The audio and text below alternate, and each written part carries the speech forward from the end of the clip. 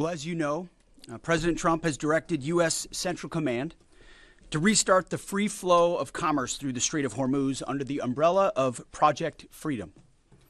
To be clear, this operation is separate and distinct from Operation Epic Fury. Project Freedom is defensive in nature, focused in scope, and temporary in duration, with one mission: protecting innocent commercial shipping from Iranian aggression. American forces won't need to enter Iranian waters or airspace. It's not necessary. We're not looking for a fight, but Iran also cannot be allowed to block innocent countries and their goods from an international waterway. Iran is the clear aggressor, harassing civilian vessels, threatening mariners from every nation indiscriminately, and weaponizing a critical choke point for its own financial benefit, or at least trying to. For too long, Iran has been harassing ships, shooting at civilian tankers from all nations, and trying to impose a tolling system. Iran's plan, a form of international extortion, is unacceptable. That ends with Project Freedom. 2 U.S. commercial ships, along with American destroyers, have already safely transited the strait, showing the lane is clear. We know the Iranians are embarrassed by this fact. They said they control the strait. They do not. So American ships led the way, commercial and military, shouldering the initial risk from the front, as Americans always do. And right now, hundreds more ships from nations around the world are lining up to transit. CENTCOM, along with partner nations, is in active communication with hundreds of ships, shipping companies, and insurers. All of these ships from all around the world want to get out of the Iranian trap that they have been stuck inside. As a direct gift from the United States to the world, we have established a powerful red, white, and blue dome over the strait. American destroyers are on station, supported by hundreds of fighter jets, helicopters, drones, and surveillance aircraft, providing 24/7 overwatch for peaceful commercial vessels. Except Iran's, of course, which is why our ironclad blockade remains in full effect as well. In fact, 6 ships tried to run the blockade out of Iranian ports as Project Freedom commenced, and they were all turned around. This is more than strategy, it's also humanitarian. By breaking Iran's illegal stranglehold, we're protecting the lives and livelihoods of sailors from dozens of countries, securing global energy routes, and preventing shortages that hit the world's poorest people the hardest. Once again, America is using its strength to lift up others. Iran is trying to subjugate the world. To what remains of Iran's forces, if you attack American troops or innocent commercial shipping, you will face overwhelming and devastating American firepower. The president has been very clear about this. We prefer this to be a peaceful operation, but are locked and loaded to defend our people, our ships, our aircraft, and this mission without hesitation. To Iran, let innocent ships pass freely. These international waters belong to all nations, not to Iran to tax, toll, or control. To our partners, allies, and the rest of the world, this is a temporary mission for us. As I've said before, the world needs this waterway a lot more than we do. We're stabilizing the situation so commerce can flow again, but we expect the world to step up. At the appropriate time and soon, we will hand responsibility back to you. To the incredible Americans executing this mission right now, simply thank you. Your courage, your readiness, your unmatched professionalism and precision are why the world can breathe easier today and every day. You are and always will be the greatest fighting force in human history, unmatched always. Project Freedom is underway. Commerce will be flowing, and America is once again leading with strength, clarity, and purpose for the benefit of the entire world. Our will is unshakable. God bless our troops. And God bless the mighty United States Navy as well. Mr. Chairman, over to you. Thank you, Mr. Secretary, and good morning, everyone. Thanks for being here. On Sunday, at the direction of the President, CENTCOM initiated Project Freedom with the objective of facilitating the safe passage of international commercial shipping through the Strait of Hormuz. Over the past 7 weeks, Iran's repeatedly threatened and attacked commercial shipping in the Strait in order to effectively cut off commercial traffic and damage the global economy. By obstructing one of the world's most critical maritime checkpoints, a vital transit route for approximately 1/5 of the global oil consumption, Iran is weaponizing the global supply chain. This action disregards established navigational rights and the law of the sea, and the regime led by the IRGC is effectively attempting to hold the entire global economy hostage. Let me give you an update of the last few days of activities, and if you take a look at the map here, as the Secretary said, the United States has established Project Freedom to open up the Strait of Hormuz. This graphic highlights the kinetic engagements that the Iranians have attempted to make or have taken against the region. The green dots and blue dots show the groupings of commercial, cargo, and tanker vessels. And the United States has established a significant presence over the strait here in order to open up the free flow of commerce, noting the blockade still continues along the eastern flank. The map shows the examples and samples of Iranian attacks against commercial vessels in the strait, as well as the Gulf of Oman and up in the Arabian Gulf. Since the ceasefire was announced, Iran has fired at commercial vessels 9 times and seized 2 container ships, and they've attacked U.S. forces more than 10 times, all below the threshold of restarting major combat operations at this point. You can also see the group of tankers and cargo vessels in the U.S. blockade line, as I mentioned. As a result of Iran's indiscriminate attacks across the region, there are currently 22,500 mariners embarked on more than 1,550 commercial vessels trapped in the Arabian Gulf, unable to transit. In addition to shipping, Iran has continued to deliberately attack its neighbors. Just yesterday, Iran attacked Oman once and the UAE 3 times, including an attack on Fujairah oil terminal, which was successfully defeated. They also launched cruise missiles, drones, small boats at U.S. forces defending commercial shipping in the Straits, and United States Navy MH-60 helicopters and Army AH-64 Apache helicopters successfully defeated those threats. Thus far, today is quieter. Let me describe this defensive operation just a few clicks down for you.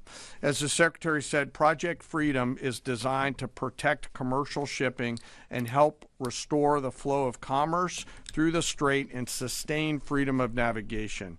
CENTCOM has established an enhanced security area on the southern side of the strait that is now protected by U.S. land, naval, and air assets to help defeat further Iranian aggression against commercial shipping. I'd like to share a little bit more about U.S. capabilities, but for operational security purposes, I'm not going to get into specific details out there. On the surface, guided missile destroyers and other warships are detecting and defeating Iranian threats. This includes fast boats and one-way attack drones. In the air, more than 100 fighters, attack aircraft, and other manned and unmanned aircraft, synchronized by the 82nd Airborne Division, are in the air 24 hours a day, providing defensive overwatch for the enhanced security area and its approaches that I discussed. These forces are comprised of over 15,000 American service members and have established localized air and sea control to protect against Iranian threats. Commercial vessels that transit through the area will see, hear, and frankly feel U.S. combat power around them on the sea, in the skies, and on the radio. And as of this morning, as was mentioned prior, 2 U.S. flag merchant vessels have transited, and we anticipate more to transit over the coming days. Further up the Gulf, U.S. Naval Forces Central Command continues to work to identify and mitigate any threats. Beyond Project Freedom, CENTCOM and the rest of the Joint Force remain ready to resume major combat operations against Iran if ordered to do so. No adversary should mistake our current restraint with a lack of resolve. And the President has said, as the Secretary has, that now is the time for those with equity stake in the strait to come assist. Before I turn it back to the Secretary, I want to take a moment to highlight part of our joint force today. And today I want to talk about the paratroopers of the United States Army 82nd Airborne Division. When the President or the Secretary need immediate, scalable, and lethal combat power in CENTCOM or elsewhere, the All-American Division answers the call. The 82nd is the core of our nation's immediate response force and ready to deploy within hours of notice. These paratroopers are capable of accomplishing any mission in any environment, constantly training, constantly ready to jump from Air Force aircraft into ground combat and seize key terrain if ordered to do so, just like their predecessors did in Sicily and Normandy in World War II, or to secure or enable the follow-on forces to flow into theater as they did in Grenada or Panama. They can do the range of missions from counterinsurgency to counterterrorism operations to power projection, as they have many times over the course of the history of this great division. They can do all these things because they're incredibly well-trained, well-equipped, and well-led, but also because of the indomitable spirit of the All-American paratrooper. Every single one of them volunteered for this role, volunteered to go to airborne training, and volunteered to serve. But this division is now more than just a formation that we use for forcible entries. For example, just today, they are out there coordinating, integrating, and synchronizing land, air, space, sea, and cyber forces using joint all-domain command and control. They use next-generation tactical networks that are AI-enabled to augment intelligence and operations, and they seamlessly synchronize all of these effects and are doing so in support of Project Freedom as we speak. The relentless focus on technical innovation allows the commanders out there in the field to see, sense, and understand the opportunities that are in front of them, along with the associated risks, and make smart decisions out on the objective. With incredible courage, tenacity, and grit, they are going all the way every day, and whenever the nation calls on them, they are there to answer the call. We are grateful for their service and their leadership. Lastly, before I close, as I often do, I want to remember some of our fallen. Today we remember Sergeant William Rivers, Specialist Brianna Moffett, and Specialist Kennedy Sanders of the 718th Engineering Company, U.S. Army Reserves, out of Fort Benning, Georgia. They were tragically killed on January 28, 2024, when attacked by an Iranian-backed proxy force at Tower 22 in Jordan. We continue to carry on their memories. We remember their names. We remember their families. And the Secretary and I are deeply grateful for all of our deployed forces who are out there doing our nation's work. And, sir, with that, I'll kick it back over to you. Very good. We'll take a few questions. Go ahead. Thank you. Alexandra Ingersoll, One America News. Do you assess, Mr. Secretary, do you assess what's left of this small boat fleet to be a significant threat or a nuisance to be managed? And then secondly, what is your message to critics who say that the U.S. doesn't have a strategy in this mission? Well, any threat needs to be taken seriously. And just like those 6 attack boats that the chairman mentioned were taken seriously and dealt with before there were any real threat to the American military vessels that they were approaching. And that is, small craft like that are all that Iran has left. Their ability to close with a destroyer of the capabilities that we have is limited, but we're going to take it very seriously and kinetically, quickly. We're not going to allow a threat to gather. And I can tell you, even from just this morning, the strategy remains laser focused. In fact, what I think you see from Project Freedom is that we're not allowing ourselves to get distracted. This is a separate and distinct effort, temporary in nature, that we plan to hand over to the world. The world has expressed a desire to be a part of this, as is often the case, or maybe almost always the case. American leadership is required. So the president was willing to undertake this, send commercial ships through, send destroyers in, provide this red, white, and blue bubble of protection, and encourage the world to step up. Because ultimately, this waterway is, as I said, far more crucial to the rest of the world, and they need to have the ability to defend it. So I think this is a reflection of a laser-focused strategy, actually, right here. Morning, Mr. Secretary, Mr. Chairman. David Zia, Real America's Voice.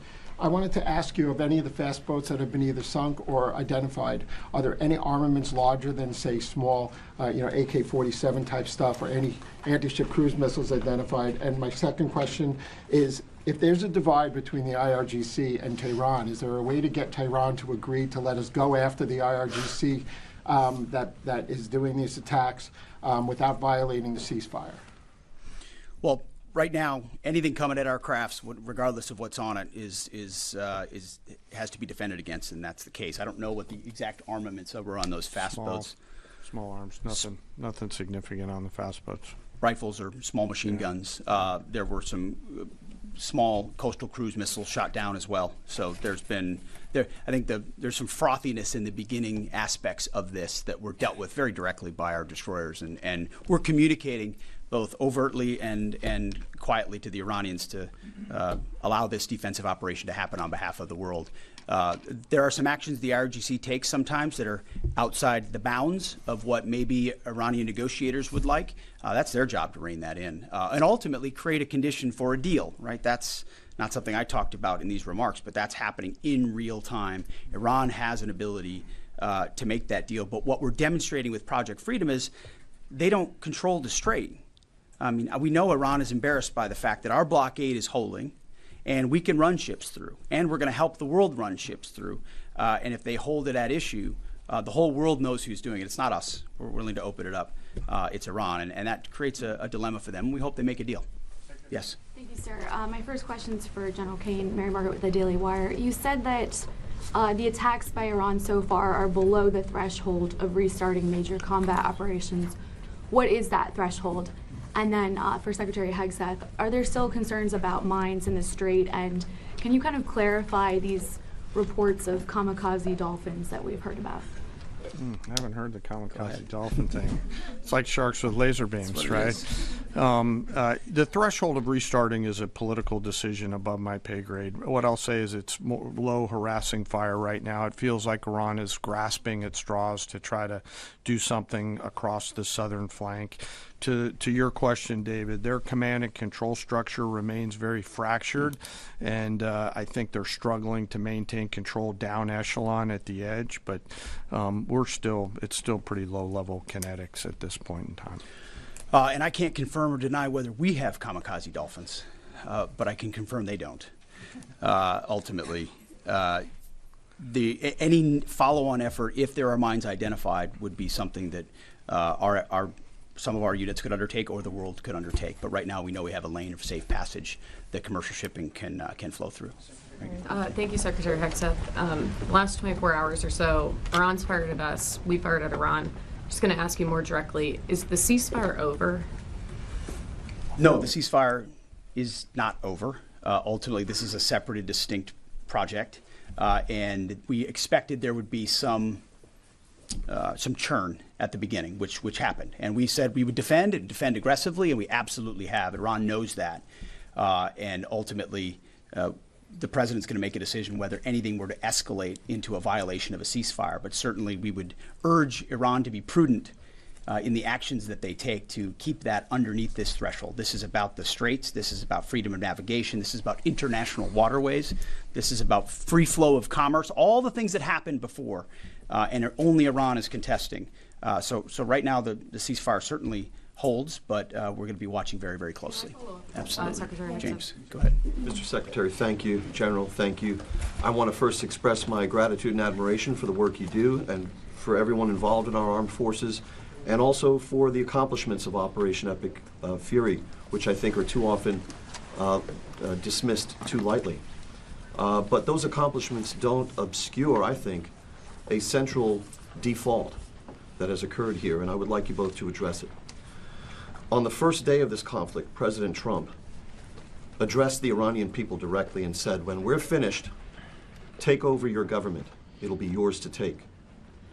And then on the 7th day of the conflict, in a Truth Social post, the president said, quote, "There will be no deal with Iran except, all caps, exclamation mark, unconditional surrender." What happens to that pledge to the Iranians? And when did the president decide to capitulate on his demand for unconditional surrender? Well, James, I wouldn't. You started out nicely, but you ended exactly where we knew you would end. The president hasn't capitulated on anything. He holds the cards. We maintain the upper hand, and Project Freedom only strengthens that hand. And so he will ensure that whatever deal is made or whatever end state is reached creates ensuring that Iran never has a nuclear weapon, which is number one, and he's been focused on that, and the deal and discussions are centered on that. And what the Iranian people take advantage of after the fact is up to them, and he's been very clear about that. And maybe you do it now, maybe it happens later, but ultimately he's also been clear, we're not going to entangle this into some nation-building project. Our objectives are clear. They've been pursued from day one. Hopefully the Iranian people take advantage of that because they're being taken advantage of by this regime. As you know, 45,000 Iranians, innocent Iranians, killed before the outset of this. That's what this government does, kills their own innocent civilians. Getting out from underneath that is going to be a challenge of the Iranian people, and we certainly hope they take advantage of that. Thank you. Can I have one follow, please? Go ahead. Everybody else one follow. follows directives. Go ahead. Thank you, Mr. Secretary. Can you share any information regarding the South Korean ship that was reportedly hit by Iran? Is Seoul in contact with the U.S. military about it? And is there any indication that they would heed Trump's call made on social media to join Project Freedom? We hope so. We're in contact with that ship, CENTCOM, I should say, and the Maritime Coordination Forces are in touch. And I think targeting like that is a reflection of the indiscriminate nature of what Iran is doing. We hope South Korea would step up, just like we hope Japan would step up, just like we hope Australia would step up, just like we hope Europe steps up. But we're not waiting for them to do so. We're looking to set the conditions to hand to them. But the president was clear in his truth message that, hey, this is your ship. You should take part in helping to defend it. We very much hope they do. James, go ahead.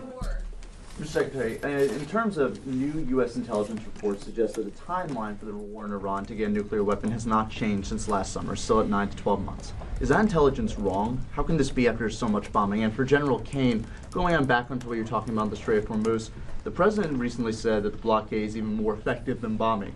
So why didn't we start the campaign with the blockade? And initially, how many planned ships do you plan to escort or take through commercial ships to the Strait of Hormuz today or in the coming days? Well, we don't discuss the specifics about intel, and anybody that does shouldn't be, and I can't confirm or deny whether that is indeed correct. Speculation, as far as I'm concerned, coming from you. But ultimately, what Operation Midnight Hammer did in the obliteration of those facilities was set back their program. And then, because of the efforts of that 12-day war, the president was able to recognize that this threat, while they continued to seek nuclear capabilities, their will was still there to seek a nuclear bomb. Ultimately, they were creating a conventional umbrella of so many missiles and so many capabilities that no one would want to challenge them. Think of the North Korea. This is the North Korea strategy. We have so many conventional capabilities, you won't do something about it, and underneath that, we're going to develop more nuclear capabilities. So the will was still there. President Trump had the courage to say we have to dismantle and take on those conventional capabilities while the nuclear facilities are watched 24/7 and overwatched, and we will ensure one way or another, hopefully Iran chooses a deal, that they give up those ambitions, give up those capabilities, and we're able to confirm that every step of the way. So that has been, President Trump's been focused on it. He's set them back like no other president. He ripped up the terrible deal that would have given them a bomb. He took care of it in Midnight Hammer. We're watching it right now, and ultimately feel good about the fact that the end state will ensure that Iran never has a nuclear weapon. Go ahead. Sir, I'll let CENTCOM talk to the number of ships they're going to take through because they're the nearest ones to talking to the commercial shippers, and I don't want to get out in front of them. On the order and sequence around the military objectives, that's a decision the President and the Secretary go get us at, and at the time we were focused on the primary objectives that were in front of us. Thank you. Ryan Morgan with the Epic Times. On Friday, President Trump notified Congress that the hostilities that began on February 28 had terminated. That came on the deadline of the 60-day war powers deadline. Will this administration be seeking congressional approval for any further military operations if the ceasefire breaks down? Our view is the one you described, that ultimately with the ceasefire, the clock stops. If it were to restart, that would be the president's decision. That option is always there, and Iran knows that, and that's why, you know, their choices in Project Freedom are important. The president retains the opportunity and the capabilities, more capabilities than we had at the start of this, to restart major combat operations if necessary. If Iran is not willing to follow through on its side of the bargain or make a deal, then the War Department is postured, locked, loaded, and ready to go. We hope it doesn't have to go in that direction, but Admiral Cooper and our forces are in a three-point stance and ready to go. Yeah, last question. Thank you. Liam Cosgrove with Zero Hedge. In recent weeks, both Israeli Prime Minister Benjamin Netanyahu and Israel's head of Mossad have stated their intent not to cease combat with the Iranians. Netanyahu put this on Twitter. Israel's head of Mossad said Israel's goals are not finished until the Iranian government collapses. And so they're referring to the government that President Trump has brokered a ceasefire with and is working on a lasting peace in the region with. And so that's, you know, something many Americans, especially American farmers, are hoping he does get to a lasting peace. And so if President Trump is successful in that, and the Israelis are explicitly stating their intent to continue fighting at a later date, how can you ensure America doesn't get roped back into a war if that comes? And secondly, with Netanyahu comfortable tweeting something like that out, and also Netanyahu has continued bombing Lebanon despite President Trump explicitly telling him not to. I would say your question is based on the false premise that somehow President Trump is being pulled in by Prime Minister Netanyahu to any of these actions. And that's where you're going. Just to be clear, President Trump has led at every step of this based on his view of American interest and America first. And we're grateful that Israelis have been very capable partners at many steps of this. And they may have some objectives at times that are slightly different than ours. But there's only one hand on the wheel ultimately directing this, whether it's Project Freedom or previously Operation Epic Fury, and it's President Trump. So we're grateful for their input, their insights, the existential nature of the threat they face from an Iranian bomb, the capabilities that they can bring to that, but ultimately the coordination will happen with the leadership of President Trump. Thank you very much. I appreciate it. Thank you.